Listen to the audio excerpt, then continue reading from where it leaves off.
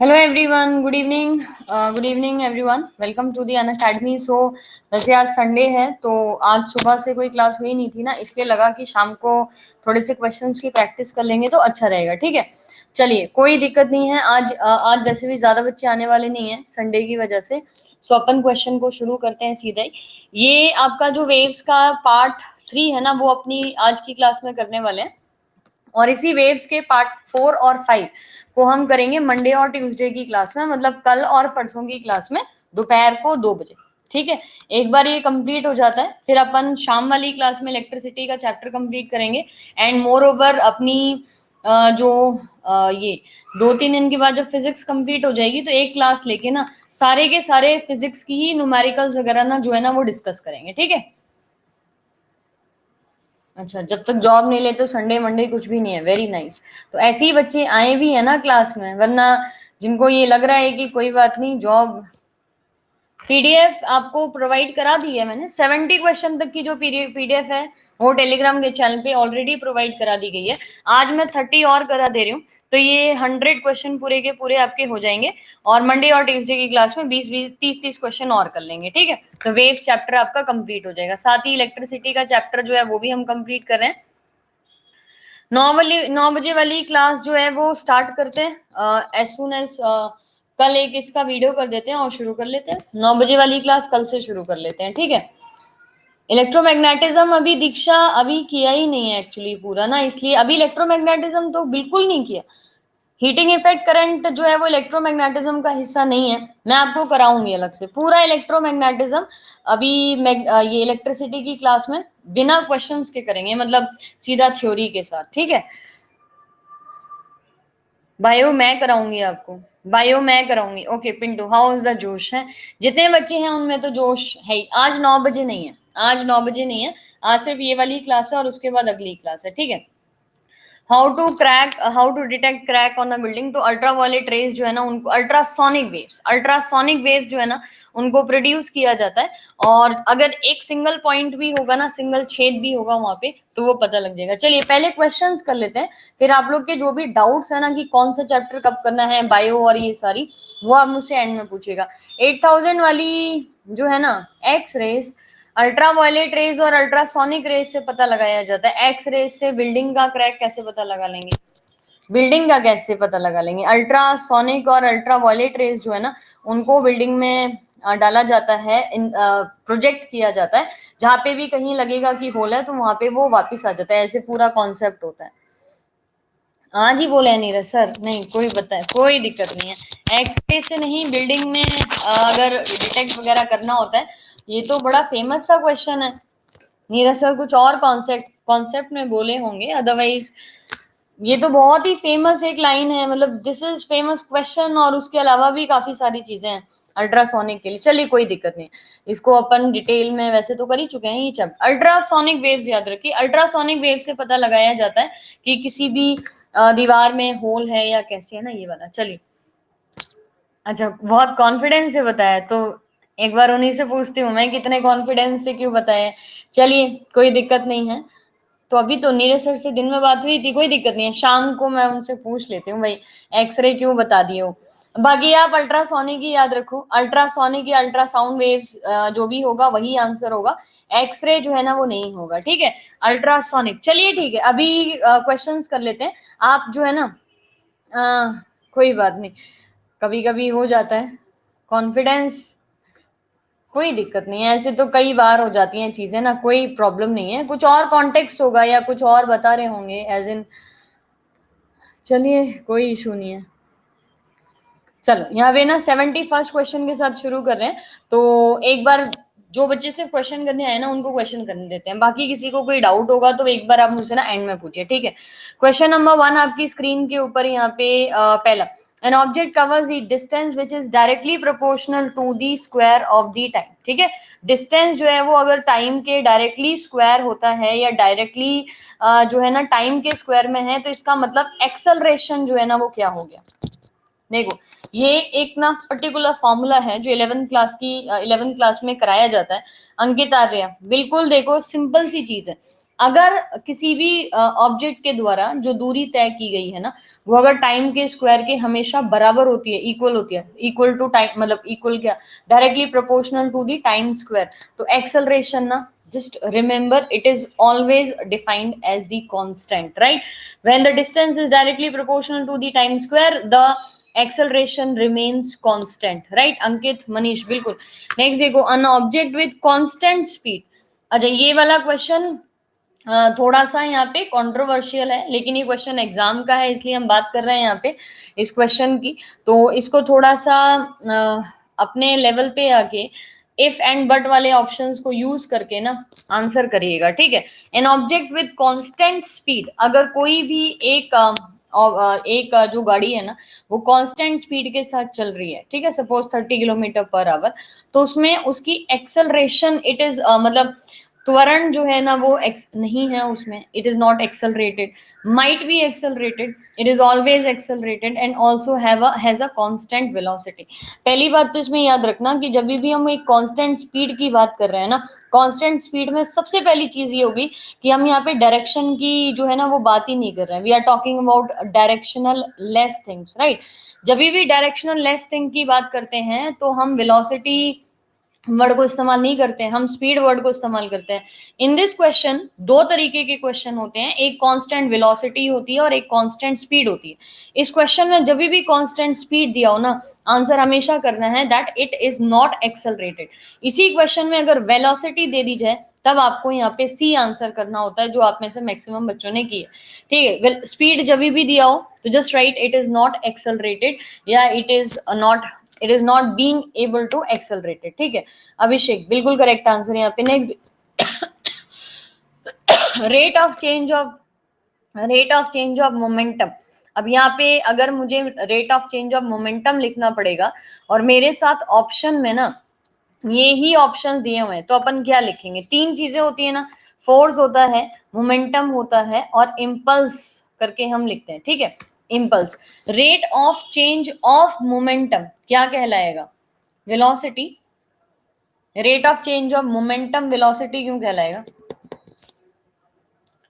Rate of change of momentum, momentum किस चीज को अफेक्ट करता है? अगर मोमेंटम घट रहा है या मोमेंटम बढ़ रहा है, तो मोमेंटम की formula P is equal to m into v, right?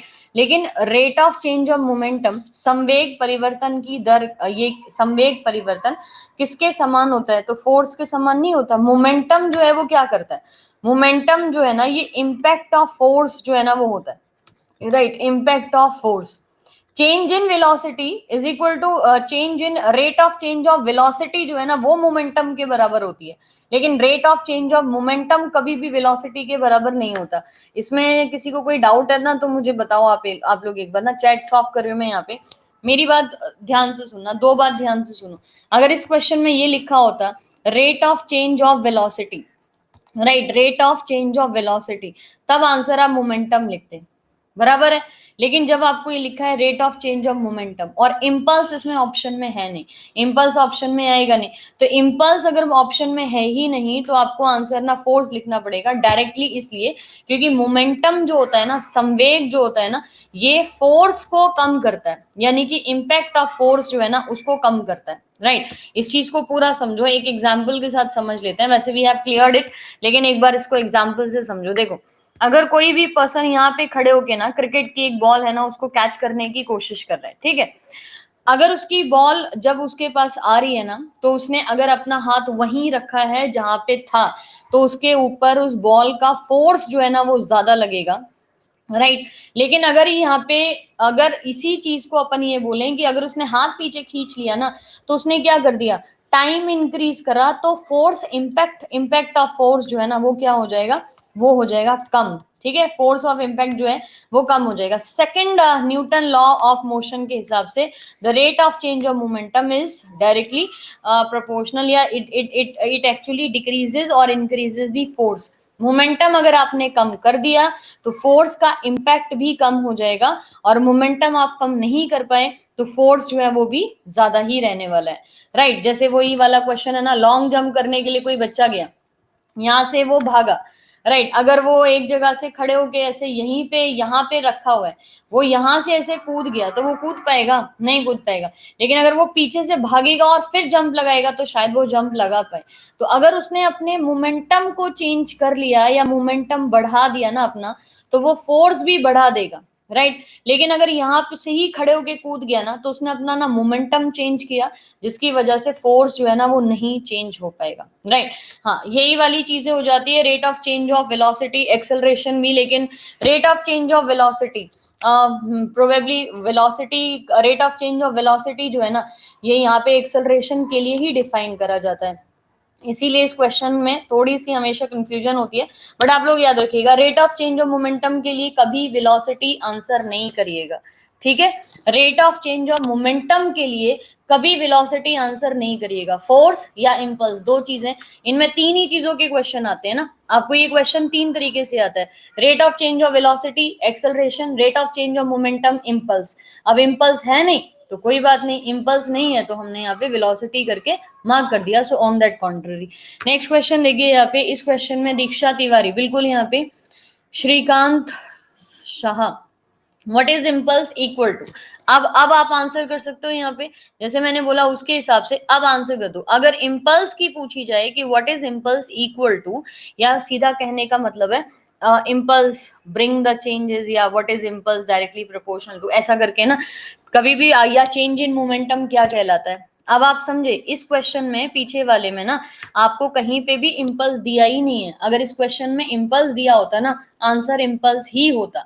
लेकिन इंपल्स है नहीं, तो आपने इंपैक्ट ऑफ फोर्स के हिसाब से, या सेकंड लॉ ऑफ न्यूटन के हिसाब से आपने फोर्स मेंशन कर दिया, right. What is impulse equal to, तब आप चेंज इन मोमेंटम लिख दो, सिंपल है ना। समझे यहाँ पे, इंपल्स, चेंज इन मोमेंटम, संवेग और आवेग। मोमेंटम होता है संवेग और इंपल्स होता है आवेग। श्रीकांत, बिल्कुल। नेक्स्ट देखिए, jet engine works on the principle of, right.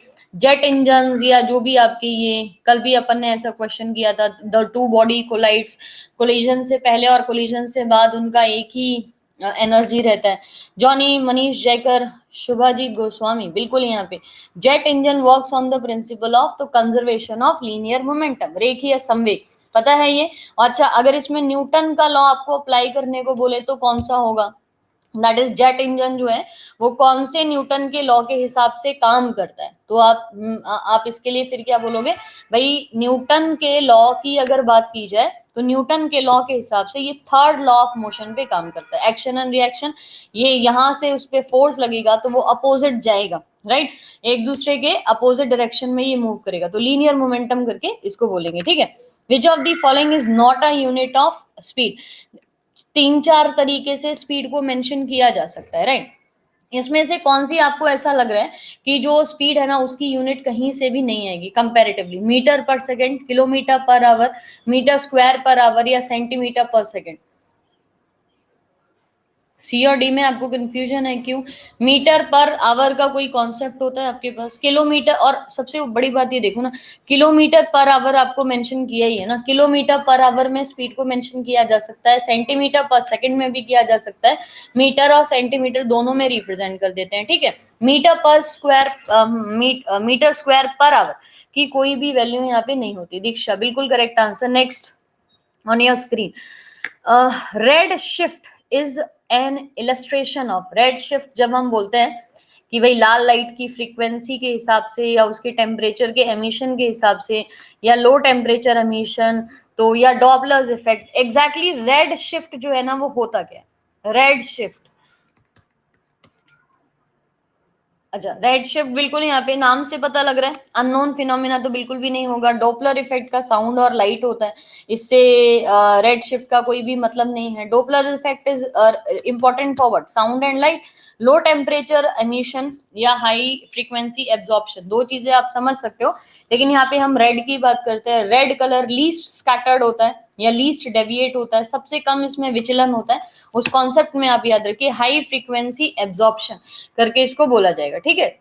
High frequency absorption. सिद्ध सिद्ध सिद्ध चौहान, अभी ये सिद्ध राणा या सिद्ध चौहान वही है ना, सेम यहाँ पे। Ultrasonic waves, ultrasonic waves are used for stirring liquid solution because, अब ये देखो वही वाला क्वेश्चन आ गया, जैसे अपन ये दीवार की बात करते हैं तो अल्ट्रासोनिक वेव्स जो होते हैं ना, इन्हीं को यूज किया जाता है। आप ऑप्शन पढ़ लो यहाँ पे, ultrasonic waves are used for stirring liquid solution because they can produce perfectly homogeneous solution, do not produce chemical reaction, the solution are easy to produce, do not produce new noise during the। अच्छा, इसके लिए एक simple सा है, थोड़ा कम दिमाग लगा के आंसर करना है, ठीक है। अल्ट्रासोनिक वेव्स जो है ना उनको इस्तेमाल किया जाता है जो तरल सॉल्यूशन होते हैं उनको मिलाने के लिए, और ये लेबोरेटरी का एक यूज है। अब मैंने बोला इसमें ना थोड़ा कम दिमाग लगाना है, ठीक है। ये होमोजीनस सॉल्यूशन और ये यहाँ पे अल्ट्रासोनिक वेव्स को इस्तेमाल करने से आपके सॉल्यूशन को आप होमोजीनस नहीं बना सकते हो। सॉल्यूशन होमोजीनस तभी बनेगा जब आपने उसमें चीजें ली हैं। अब आप पानी में मिट्टी घोलोगे और फिर सोचोगे अल्ट्रासोनिक वेव्स उसको होमोजीनस बना दे, बन सकती है क्या? नहीं बन सकती ना। इसीलिए मैंने बोला इसको थोड़ा कम दिमाग लगा के ना, जितना किसी क्वेश्चन में दिमाग लगना है ना उतना ही लगाओ, ज्यादा दिमाग नहीं खर्च करना है। अपना दिमाग बहुत कीमती है, ठीक है, उसको ना अच्छे अच्छे क्वेश्चंस के लिए यहाँ पे बचा के रखना है। सिंपल सी मेरी एक लैंग्वेज समझने की कोशिश करो क्वेश्चन की। सबसे पहले ये देखो, होमोजीनस मिक्सचर कभी भी किसी एक्सटर्नल चीज पे डिपेंड नहीं करता है।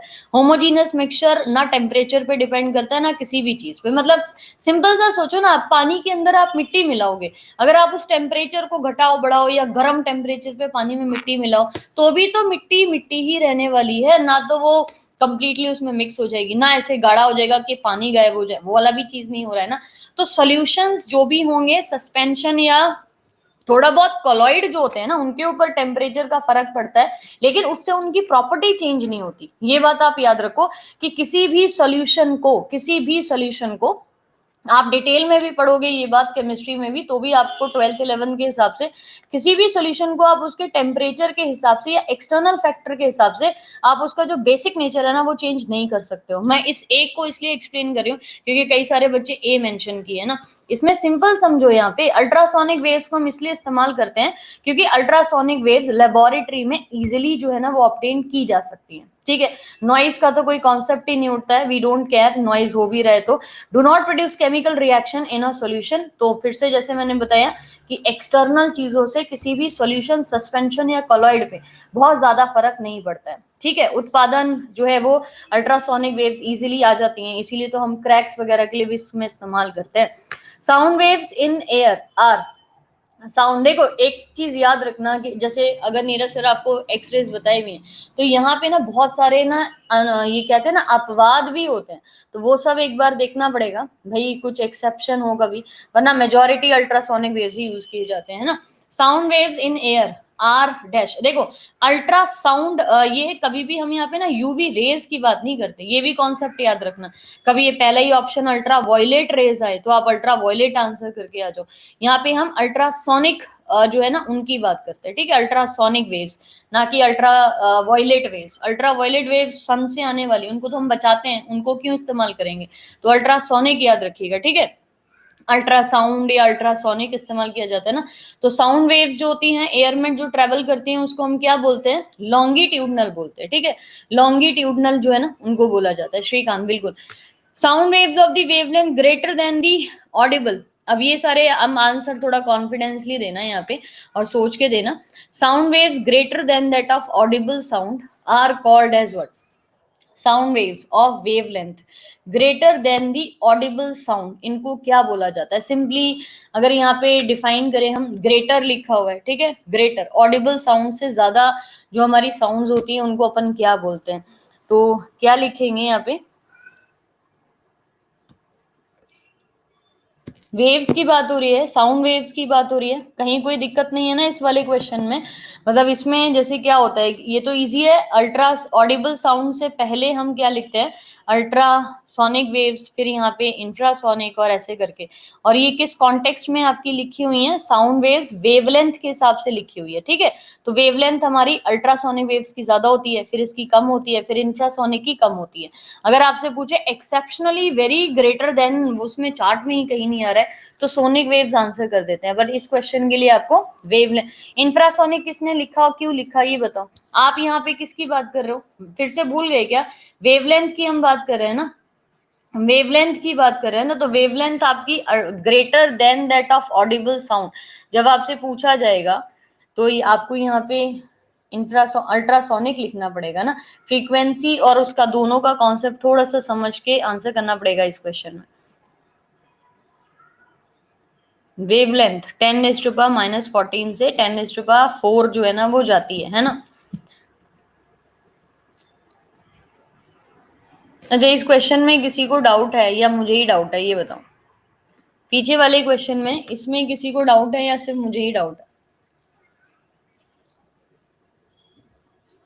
डाउट है? किसी को है डाउट? बताओ बताओ किसको डाउट है? इसमें आंसर इंफ्रासोनिक होगा ना। वेवलेंथ की हम बात करें, नहीं नहीं नहीं, इसमें थोड़ा सा सोच के देखो। वेवलेंथ अगर ग्रेटर देन ऑडिबल साउंड्स पूछे।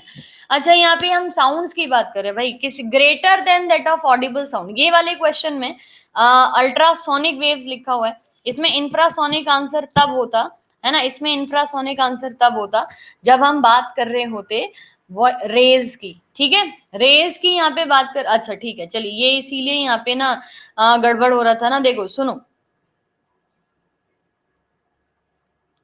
अच्छा तो सिंपल होगा ना। देखो मैं बताती हूँ, यहाँ पे सर के पास अल्ट्रावायलेट ऑप्शन में था। दीक्षा एक बार इसको क्लियर करते हैं, क्वेश्चन में अल्ट्रासोनिक ऑप्शन था कि नहीं था, ये बता दो। जो नीरज सर ने क्वेश्चन बनाया था उसमें अल्ट्रासोनिक था ऑप्शन? नहीं था ना। था या नहीं था? नहीं था ना। तो फिर एक्सरे बता दिया तो क्या दिक्कत हो गया? ठीक है, फिर क्या दिक्कत है? अपने को आंसर देना तो एबीसीडी में से ही पड़ेगा ना। अब जब अल्ट्रासोनिक ऑप्शन में है नहीं तो उन्होंने उसके हिसाब से एक्सरे बता दिया, क्योंकि एक्सरे तो बॉडी वगैरह के लिए यूज करते हैं ना। कहाँ पे? Ultra violet is different. मैंने अभी फिर इसीलिए मैंने करेक्ट किया इस चीज को लेके ना, मतलब इस चीज को मैंने इसीलिए यहाँ पे करेक्ट किया कि अल्ट्रा वायलेट कभी भी ऑप्शन में होगा तो अल्ट्रा वायलेट कभी आपको आंसर नहीं करना है। मेरी बात समझ गए हो? अल्ट्रा वायलेट याद रखिएगा, हम अल्ट्रा वायलेट को कभी इस्तेमाल नहीं करते हैं। आप लोग में से क्वेश्चन को ढंग से पढ़ना इन चीजों के लिए। यूवी रेज अगर ऑप्शन में है तो यूवी रेज आंसर आपको नहीं करना है। ठीक है, यूवी रेज जो है ना वो आंसर नहीं करना है। अब एक्सरे हो तो नहीं सकता, but let's discuss about that questions only. एक बार उस क्वेश्चन के लिए बात कर लेंगे। अच्छा, ये चीज समझ आ गई। ये चीज मुझे लगा कि आप में से कई लोगों को कंफ्यूजन हो सकता है। अब मेरी बात ध्यान से सुनो, साउंड वेव्स लिखा हुआ है, अगर इसी चीज को ना मैं रेज के हिसाब से आंसर करती ना, और यहाँ पे मैं आपको ऑप्शन देती यहाँ पे अल्ट्रा वायलेट रेज, ठीक है, और उसके बाद यहाँ पे इंफ्रा रेड रेज जो बोलते हैं, तो आपका आंसर क्या होता है बताओ? अगर मैं आपसे पूछती कि विजिबल रेज जो है उससे ज्यादा वेवलेंथ किसकी होती, तब आप आंसर क्या लिखोगे? अगर यहाँ पे क्वेश्चन होता कि वेवलेंथ विजिबल रेज से किसकी ज्यादा होती, तब आंसर क्या लिखते? तब आंसर इंफ्रारेड लिखते। समझ गए हो ना, ये वाली बात समझ गए हो? जैसे ये वाला लिखते हैं ना हम क्वेश्चन, वेवलेंथ यहाँ 10⁻⁻14 होती है और इधर से जाते जाते 10⁻⁴ हो जाती है। तो जब भी हम यहाँ पे मेंशन करते तो आपको पता है पहले यूवी रेज आते, फिर विजिबल आते, फिर इंफ्रारेड आते हैं। तो विजिबल से ज्यादा वेवलेंथ जो होती है ना वो इंफ्रारेड रेज की होती है और कम होती है अल्ट्रा वायलेट रेज की। तो आप ध्यान से देख लेना कि क्वेश्चन साउंड के लिए पूछा हुआ है या क्वेश्चन जो है ना रेज के लिए पूछा हुआ है। दोनों अलग क्वेश्चन है ये। इसी क्वेश्चन में अगर मैं ऑडिबल साउंड की जगह विजिबल रेज दे दूं तो क्वेश्चन बिल्कुल मतलब उल्टा हो जाएगा ये, है ना। तो इस क्वेश्चन का आंसर आपने क्या दिया यहाँ पे? Wavelength greater then Audible sound, greater than Audible sound, तो आपने इंफ्रासोनिक आंसर यहाँ पे टिक कर दिया ना, इंफ्रासोनिक दिया है ना आंसर यहाँ पे, ग्रेटर देन। और अगर यही चीज रेज के लिए होती तो आप अल्ट्रावायलेट आंसर दे देते। ठीक है, चलो समझ आ गया ये क्वेश्चन अभी समझ आ गया, क्योंकि इस क्वेश्चन को 2-3 तरीके से रिप्रेजेंट किया जा सकता है। तो यहाँ पे क्वेश्चन को चलिए, अब इस क्वेश्चन को ना जरा याद रखना, और कल यूट्यूब की क्लास में आके इसका सही है, पोल बिल्कुल सही है। पोल कहाँ गलत है? पोल में इंफ्रासोनिक दिया ना, wavelength greater than that of audible sound, तो इंफ्रासोनिक साउंड, तो इंफ्रासोनिक साउंड ही तो दिए हैं।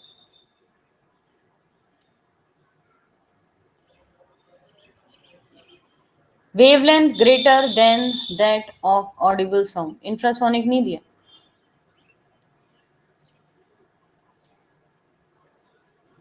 ए दिया था, तो इसीलिए ये वापस मैं आई हूं यहाँ पे कि इसमें कुछ गड़बड़ था, इसीलिए। अभी क्लियर है? अभी ठीक है? अभी बता दो यहाँ पे यूवी यू अल्ट्रासोनिक ये रेज के हिसाब से जब हम कैलकुलेट करते हैं ना, अरे ये मैं आपको इंफ्रासोनिक काई के लिए बता रही हूँ, आप फिर यहाँ पे वही इंफ्रासोनिक किस लिए बता रहे हैं, जब यहाँ पे ना किसकी बात होने वाली है, रेस की बात होने वाली है, तब इंफ्रासोनिक भाई, जब रेस की बात होगी तब इंफ्रासोनिक। इस क्वेश्चन के हिसाब से तो ए ही आंसर होगा ना, ऑडिबल साउंड्स की बात हो रही है। रुको रुको यहाँ पे, जब मैं आपको इंफ्रासोनिक साउंड किसके हिसाब से बता रही हूँ, रेस के हिसाब से आंसर इंफ्रासोनिक होगा, लेकिन ऑडिबल साउंड के हिसाब से आंसर अल्ट्रासोनिक होगा। मेरी बात ना दो ध्यान से सुनो आप, तभी ना आगे जाएंगे। देखो साउंड और रेज, साउंड की जब आप बात करते हैं ना, तो यहाँ पे जो हमारी ऑडिबल साउंड होती है उससे ज्यादा वेवलेंथ की अगर हमने बात किया, वेवलेंथ ही है ना क्वेश्चन में, greater than that of audible sound, कोई कंफ्यूजन नहीं होगा, आंसर इस क्वेश्चन में यही होगा भाई। जब हम यहाँ पे वेवलेंथ के लिए बात कर रहे हैं, ये सारे करने पड़ेंगे, कम से कम 5-6 क्वेश्चन ना अलग से। इसमें अल्ट्रासाउंड होएगा, जब यहाँ पे अगर इसको हटा के रेज की बात होगी तब आंसर जो है ना इंफ्रासोनिक होगा, ठीक है, तब आंसर इंफ्रासोनिक होगा, इसमें यही होगा भाई, इस क्वेश्चन में यही होगा। हाँ हाँ हाँ वही वाला। अब अच्छा ये चीज चलो अभी समझ आ गया ना, आज से अलग से करवाऊंगी, ये सारे अलग से ही करवाना पड़ेगा, फ्रीक्वेंसी और वेवलेंथ जो है ना ये अलग से ही करवाना पड़ेगा, सारा कॉन्सेप्ट, सारी चीजें, wavelength frequency sound rays sound, अरे बाप रे, द वेव्स मूव। अभी मतलब कई कई चीजों पे अगर कंफ्यूजन आप लोगों को होता है ना, तो वो बिल्कुल सही होता है, मतलब ये चीजें होती हैं कंफ्यूजन वाली ना। The waves moving from a sitar to a listener in the air is, अच्छा ठीक है, इसमें क्या रहेगा आंसर, इसको कल की यूट्यूब की क्लास में कर लेते हैं, देखते हैं वहां पे भी कितने धुरंधर बच्चे बैठे हुए हैं ना जो आराम से। अब इसमें कहाँ दिक्कत आ रही है, लॉन्गिट्यूडनल आएगा क्या, इसमें क्यों लॉन्गिट्यूडनल आएगा, the waves moving from a object to the listener, वो कैसी होती हैं, हमेशा ट्रांसवर्स और स्टेशनरी वेव्स बोली जाती है मेरे भाई, ट्रांसवर्स स्टेशनरी वेव्स होती हैं, जब भी कोई भी वेव ऑब्जेक्ट से किसी भी लिसनर तक, ऑब्जेक्ट से किसी पॉइंट पे जाती हैं, they are always defined as the stationary transverse waves, ठीक है। अब यहाँ पे तो कोई कंफ्यूजन नहीं है, लॉन्गिट्यूडनल प्रोग्रेसिव तो बिल्कुल नहीं आता है, इनको स्टेशनरी वेव्स बोला जाता है, ठीक है, कभी भी प्रोग्रेसिव वेव्स करके यहाँ पे डिफाइन नहीं करते हैं, शायद गलत भी हो।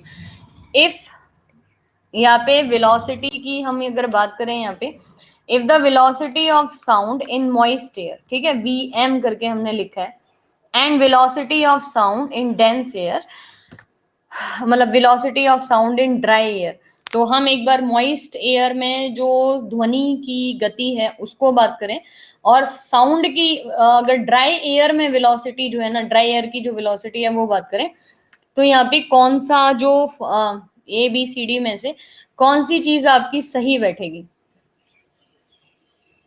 बताइए। The velocity of sound in moist air and velocity of sound in dry air, तो इसमें आपका क्या फॉर्मूला रहता है, वेलोसिटी लिखा हुआ है सिंपल यहाँ पे, वेलोसिटी ऑफ द स्पीड, इसके भी दो कॉन्सेप्ट होते हैं, इसको भी जरा ध्यान से समझना, इसके भी यहाँ पे दो कॉन्सेप्ट होते हैं। बारिश में आवाज जो है वो बढ़ जाती है ना, बारिश में आवाज जो है ना वो बढ़ जाती है, मतलब साउंड जो मॉइस्ट एयर में होती है वो क्या हो जाती है, is greater than that of the density. इस फॉर्मूले के हिसाब से ए लिखोगे ना आप यहाँ पे, velocity of the moist air, ये तो लेसर हो गया ना, यहाँ पे इस ग्रेटर वाला बी आएगा ना, इसमें ऑप्शन, इसमें बी आएगा, ठीक है, बी आएगा, ए नहीं आएगा, बी आएगा। डेंसिटी में मतलब अगर यहाँ पे मॉइस्ट जो मॉइस्ट एयर के अंदर गीली हवा या बारिश के टाइम पे साउंड जो है वो तेज की ट्रेवल कर जाती है रादर देन गर्मियों के हिसाब से, the answer will be B, ठीक है, पोल में ए था ना, नहीं बी रहेगा आंसर, बी रहेगा, ठीक है, the answer will be B है। ओके नेक्स्ट देखो यहाँ पे, the length of a second pendulum g is equal to 980 centimetre per second square is nearly what, the length of the second pendulum जिसका gravity अगर 980 centimetre per second square लिया गया है, तो आप उसका यहाँ पे लंबाई जो है ना वो कितना बोलते हैं, ये स्टैंडर्ड क्वेश्चन है, ये हमेशा आपको जी 980 सेंटीमीटर पर सेकंड स्क्वायर पे ही आता है हमेशा, और इसका क्वेश्चन का आंसर ना हमेशा वही रहता है। इसमें डेंस वाले में भी तो कंफ्यूजन है। एयर के कॉन्सेप्ट में सारी चीजें उल्टी हो जाती हैं, ये अपन ने क्लास में तो किया था। ये वाले क्वेश्चन बैठ के दोबारा कराने पड़ेंगे थोड़े। The length of the second pendulum जो है वो क्या रहेगा, तो 25 सेंटीमीटर करके याद रखो भाई इसके लिए हमेशा। The length of the second pendulum is nearly 25 centimetre always, right. इसमें कोई बस जी इतना हैवी सा दे देते हैं ताकि आपको थोड़ी सी कंफ्यूजन क्रिएट हो जाए। 100 कभी आंसर नहीं लिखिए इसमें, it is always going to be go as 25 centimetre, ठीक है। अ प्रोग्रेसिव वे और ट्रैवलिंग वे इज व्हाट, ये अभी पीछे क्वेश्चन में था ना कि प्रोग्रेसिव क्या होता है या ट्रैवलिंग वेव्स जो होती है ना वो आपकी कैसे डिफाइन की जाती हैं। तो अपन उसको ना इस पॉइंट ऑफ व्यू से, या जो ऑब्जेक्ट्स ये जो आपको ऑप्शंस दिए हुए ना उसके हिसाब से बता दो यहाँ पे कैसे रहेगा। क्वेश्चन एक बार पढ़ लो, मे बी इससे पहले ये चीज की है या नहीं है, बताओ यहाँ पे। अब प्रोग्रेसिव वेव और ट्रेवलिंग वेव पॉजिटिव डायरेक्शन में, एक्स डायरेक्शन में, या एक्स डायरेक्शन में पॉजिटिव और नेगेटिव साइड, मतलब एज एन ये वाला इधर भी ट्रेवल कर सकती हैं इधर भी ट्रेवल कर सकती हैं, या परपेंडिकुलर जो है ना वो ट्रेवल कर रही हैं।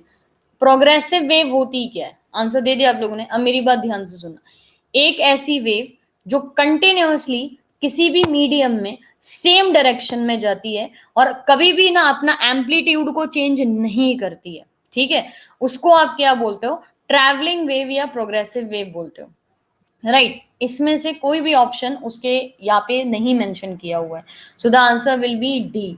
Only 1% of the persons have answers this question. तो एक बार इस क्वेश्चन को ध्यान से सुनो और दोबारा इसको अभी लर्न कर लो, जो डेफिनेशन मैंने बताई है ना इसको आप लर्न कर लो बढ़िया से, दोबारा सुनिए। एग्जाम्पल यहाँ पे होता है कि प्रोग्रेसिव वेव स्ट्रिंग के लिए जब हम डिफाइन करते हैं ना तो ये काफी लंबा फॉर्मूला होता है, यहाँ पे 10⁻⁻1 बी अपॉन ए और थीटा की वैल्यू निकाली जाती है, जहाँ पे एक्स और वाई के एक्सेस को लेके पढ़ा जाता है। सिंपल सा बात सुनो आप, कोई भी ऐसी वेव जो कंटिन्यूअसली एक ही मीडियम में ट्रेवल कर रही है, ठीक है, और एक ही डायरेक्शन में जा रही है और उसका कोई भी एम्पलीट्यूड कहीं पे भी जाके चेंज नहीं होता है, राइट, तब हम उसको क्या बोलते हैं, without even changing it's amplitude, right. तो जब आपको प्रोग्रेसिव वेव के लिए या ट्रैवलिंग वेव की डेफिनेशन पूछी जाती है तो वो प्रॉपर लिखी रहेगी, इस travelling in positive x direction या सिर्फ परपेंडिकुलर टू एक्स डायरेक्शन या पॉजिटिव और नेगेटिव डायरेक्शन, ये कोई भी सेंस यहाँ पे नहीं बनता है। सिंपली जब आपको बोला जाए कि जब भी हम बोलते हैं कि हमारी प्रोग्रेसिव और ट्रैवलिंग वेव क्या होती हैं, तो सिंपल एक ही डायरेक्शन में ट्रेवल करने वाली, एक ही स्पीड के साथ ट्रेवल करने वाली और एम्पलीट्यूड में कोई भी चेंज नहीं करने वाली ना जो वेव्स होती है ना उसको आप प्रोग्रेसिव और ट्रैवलिंग वेव करके डिफाइन करते हो, ठीक है। तो इस क्वेश्चन की डेफिनेशन ज्यादा इंपॉर्टेंट है रादर देन आंसर, तो डेफिनेशन करके याद रखिएगा, ठीक है। Velocity of a wave in a string is defined as what, किसी भी जैसे ये पीछे वाले क्वेश्चन से रिलेटेड है तो सही से आंसर करिएगा एक बार।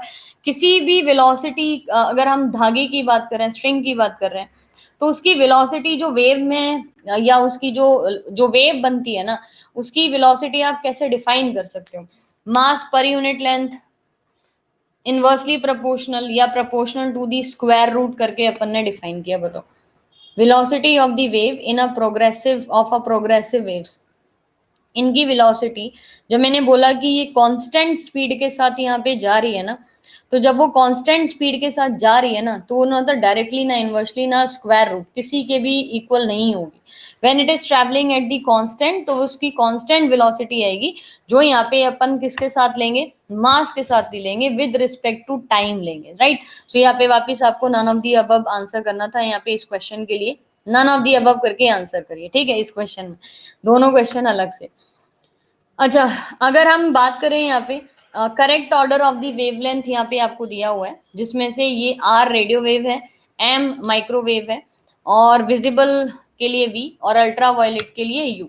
आपको यहाँ पे वेवलेंथ का करेक्ट सीक्वेंस जो है वो बताना है, राइट। वेवलेंथ का करेक्ट सीक्वेंस बता दीजिए। ये कैसे है सीक्वेंस, यहाँ पे ये सीक्वेंस आपका सबसे आखिरी से लेके पहले सबसे आखिरी वाला लिखना है और उसके बाद आपको लिखना है पहले वाला, ऐसा करके पीछे से शुरू करके आगे की तरफ आना है। तो सीक्वेंस वेवलेंथ के हिसाब से क्या होगा, पीछे से शुरू करना है और आगे आना है, क्या रहेगा, ध्यान से पढ़ के आंसर दो, ये मैं बता रही हूँ ना यहाँ पे आपको। सबसे पहले गामा रेज, फिर एक्स रेज, फिर यूवी, फिर विजिबल, फिर इंफ्रारेड रेज, फिर आपकी यहाँ पे रेडियो वेव्स, फिर यहाँ पे आपकी माइक्रोवेव्स, फिर रेडियो वेव्स, ऐसे होती है ना।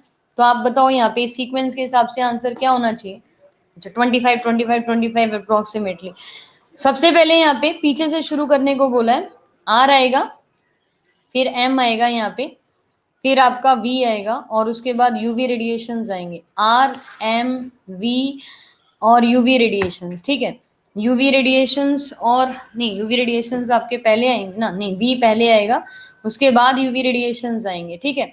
कौन सा रहेगा यहाँ पे, कोई भी मैच नहीं कर रहा क्या? डी वाला मैच कर रहा है, आर एम वी और यू। ओके राइट, डी वाला मैच करेगा यहाँ पे, सी नहीं मैच कर रहा, डी मैच कर रहा है, ठीक है। डी मैच कर रहा है, डी इसका करेक्ट आंसर होगा, ठीक है। डी होएगा, हाँ पोल में गलत है, पोल में गलत है, डी होएगा ना आंसर यहाँ पे। समझ आ रही है ना कैसे इसको लिखा या कैसे करेक्ट किया, ये समझ आ गया। तभी आधे बच्चों को तो वैसे ही गलत हो जा रहा है, यहाँ पे पोल में गलत देखे ना। डी वाला जो है ना वो सही होएगा, इसको बस यहाँ पे समझ आ गया कि नहीं ये बता दो। समझ आ गया कैसे आया, ये समझ आ गया। पोल वाला छोड़ दो यहाँ पे। आर लास्ट में था, फिर माइक्रोवेव्स, फिर यहाँ पे विजिबल आ रही है, और फिर अल्ट्रा वायलेट। तो यू करके आपको ना मेंशन करेगा यू के लिए, तो answer will B D, right. ये थोड़े खतरनाक से क्वेश्चन है, कोई दिक्कत नहीं है, आंसर्स पेशेंसली कर दीजिए। Identify the correct order of the velocity of the sound. पहले पढ़ ही लेते पूरा क्वेश्चन। वेलोसिटी ऑक्सीजन गैस की, नाइट्रोजन गैस की, हाइड्रोजन गैस की और क्लोरीन।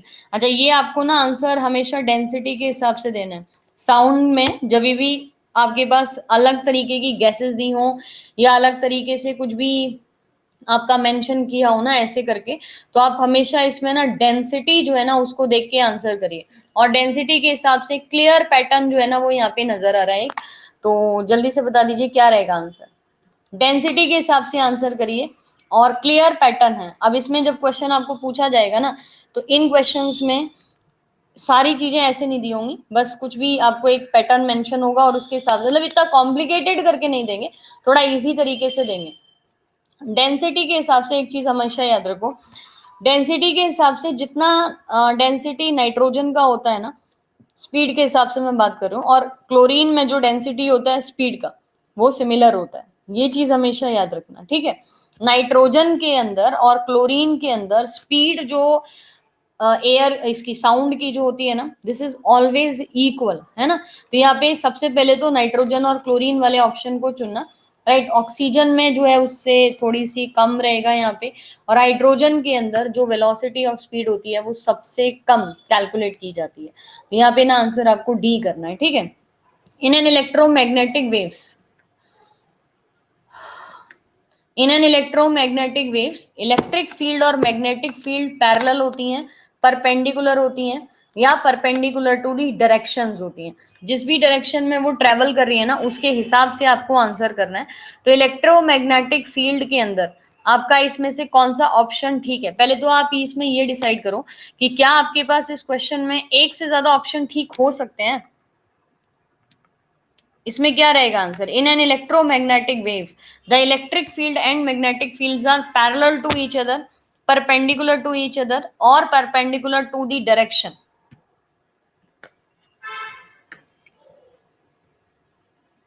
दिख रहा है ना क्वेश्चन पूरा। अच्छा बी आंसर किए हैं, अरे मैं बोल रही हूँ कि एक ऑप्शन से ज्यादा दो ठीक हो सकते हैं क्या। आप लिख दियो कि तीनों ही तीनों ऑप्शन ठीक है। आई स्टेटेड अभी यहाँ पे कि कभी भी ऐसे क्वेश्चन में आपके कभी या तो ये परपेंडिकुलर ही होंगे, या पैरेलल ही होंगे, या perpendicular to the direction of propagation of wave, यानी कि ऐसा ही हो सकता है। आप इस चीज के लिए हमेशा याद रखना, और ये फिक्स सिचुएशन है। इलेक्ट्रोमैग्नेटिक वेव्स जो होती हैं उसमें इलेक्ट्रिकल फील्ड और मैग्नेटिक फील्ड हमेशा एक दूसरे के परपेंडिकुलर होते हैं, राइट। डायरेक्शन ऑफ वेव्स और direction of movement of the particle, ये दोनों एक दूसरे के परपेंडिकुलर होते हैं। So only one statement can be correct out of the three. और वैसे भी वेव्स के मामले में कभी भी दो चीजें एक दूसरे को सुपर इम्पोज यहाँ पे नहीं करती हैं, ठीक है। सो द क्वेश्चन का इसका आंसर जो है ना, या जो करेक्ट सीक्वेंस है वो यही है कि परपेंडिकुलर टू ईच अदर। आप ये देखो ना, ये मैग्नेट लाइट के लिए बात हो रही है, लाइट चैप्टर के लिए बात हो रही है ना, और लाइट चैप्टर में हमेशा movement of particle is always equal to is always perpendicular to the direction of the motion. तो यहाँ पे सिर्फ आपको ना सी करके आंसर करना था, that is only 2 is correct and rest are the 1 and second statement जो है ना वो आपकी गलत है, ठीक है। नेक्स्ट देखो यहाँ पे, two men are standing at a distance of 100 metre, in the middle of the distance between them the 10 meter wide gap is vacuum, one calls the another। समझ आया क्वेश्चन? एक आदमी और दूसरा आदमी दोनों एक दूसरे से 100 मीटर की दूरी पे खड़े हुए हैं, ठीक है। अब यहाँ पे क्या है, द ऑप्शन क्या आएगा, चलिए ठीक है, ये वाला जो है ना आपका आंसर ठीक होगा।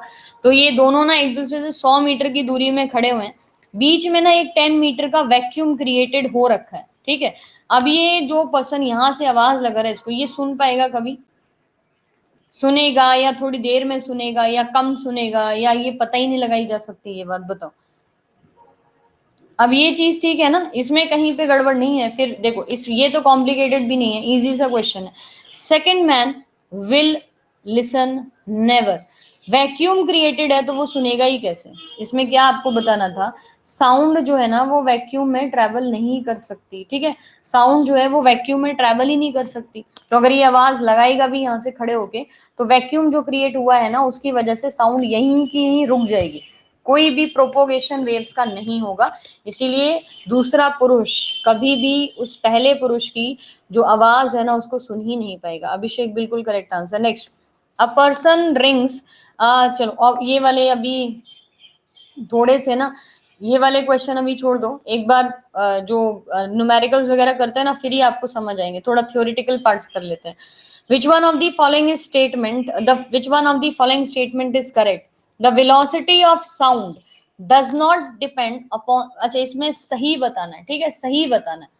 एक ऑप्शन जो है ना वो इसमें सही है, बाकी 3 ऑप्शन जो है ना वो गलत है। बताइए, velocity of the sound does not depends on nature of media, maximum in gases, minimum in liquid, maximum in solid, minimum in liquid, maximum in solid, minimum in gases, या मीडियम पे depend ही नहीं करता।